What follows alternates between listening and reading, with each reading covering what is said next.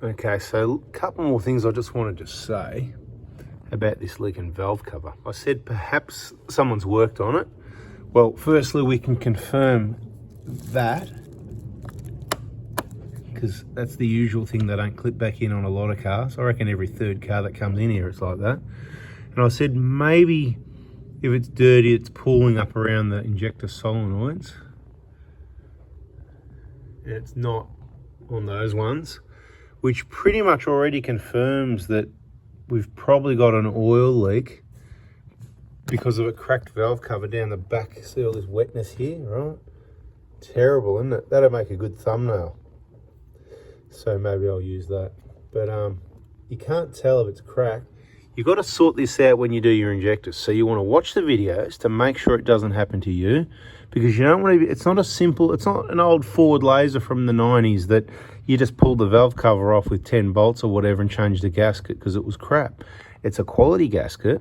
The fuel lines need to come off, risking contamination to the injectors. It needs to be not leaking before or leaking before, but the job needs to be done right so it's not leaking after, because you don't want to be pulling out a car apart again until you need injectors another 10 years later, whatever, right? So careful who you let work on your vehicle. So this must have gone to the dealer at some point, or was it someone's pouring oil in and overflowing it onto the valve cover here? Then it runs down between the valve cover and the head, hits all these crush tubes in the valve cover. There's like a little crush tube. Look, see, notice it doesn't go all the way to the bottom. See that tube there?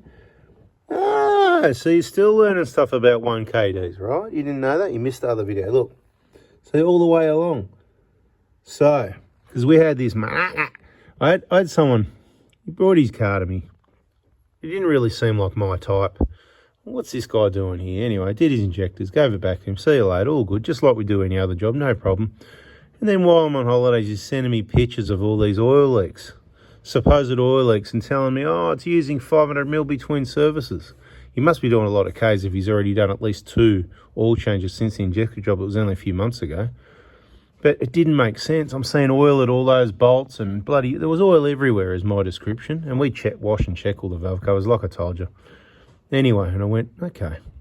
And I told him, look, contact me when we're back. And yeah, he wanted to persist. Didn't give us stuff. I was on holidays. Wasn't interested. I said, all right, we'll see how your customer service works out for you. And he said, oh, game on. Oh, game on, mate. Good luck to you, right? Whatever. Straight away, you know, mate, wrong person. But anyway, so I'm going to go fix it. Something else is bugging me. I've got to go fix it up. See, I got distracted. Now I'm not going to know what I was talking about. Let me fix this up. Ouch. All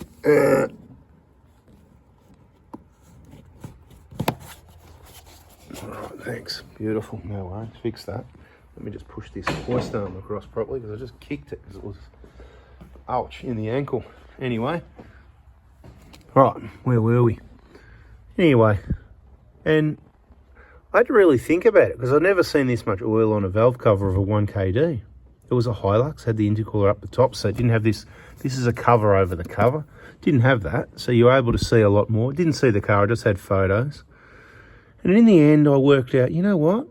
This is okay. He's been pouring oil down the front, runs down the valve. If it goes down there, like I said, I believe what had happened, it's run along the top of the head, all the way along, hits all those crush tubes, right? And then it just comes up because of the heat of the engine and it sweats. But there's no way it was using half a litre. It wouldn't have been enough to drip off the bottom. It was just a sweat. So the oil use is just, you know, it's an older engine. It's a bit worn. It's using a bit of oil, and his calculations were probably wrong anyway. Anyway, because I'm awesome, I actually sent him a text. I said, hey, you want to bring it in? We'll have a look at it. No response. A week later, I sent it again. No response. So someone that's gone from bugging you, that disrespects that you're on holidays, to won't respond to messages, probably because in actual fact he probably did watch some more videos like this one and found me explaining the problem, and he's got a lot of egg on his face most likely, and we'll probably never see him again. One can only hope. Anyway, so that's how we roll, right? I just say it how I do what I say, and I say what I do, and I just, like, all the awesome people that come to us, I really appreciate all those awesome people. Like this bloke, he's awesome, which is why he's just paying for an inspection, and I'm going to spend ages on this vehicle to really check it out, and some videos for everybody else, for you guys, right? So that you can look and learn. Now I'm going to talk about what I would do. So there's a lot of oil leaking down there. It's because someone worked on the car, not one of the workshop partners, not one of the people that has watched the videos. And I'm distracted by something else. You know how I say, quite commonly, this wiring loom, I reckon they should have made that a little bit longer, you know? There's not much you can do about it. That's where it is. You can pull it this way a little bit, right? But there's not much in it.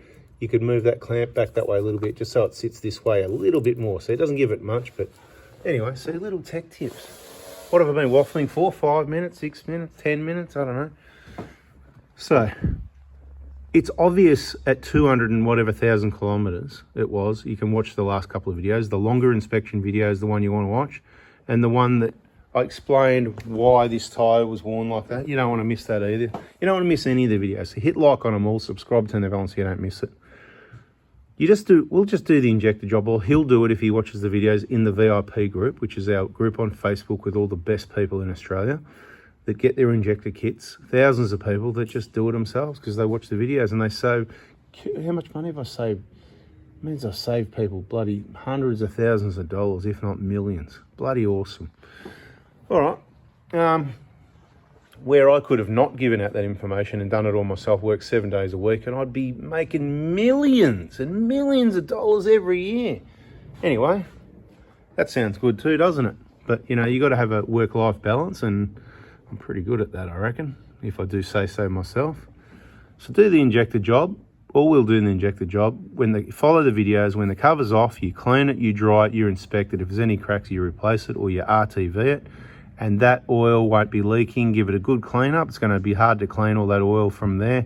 The cover's easy to clean, but at the back of the head and all, I'll be spraying a lot I'd wash it a lot before I fixed it.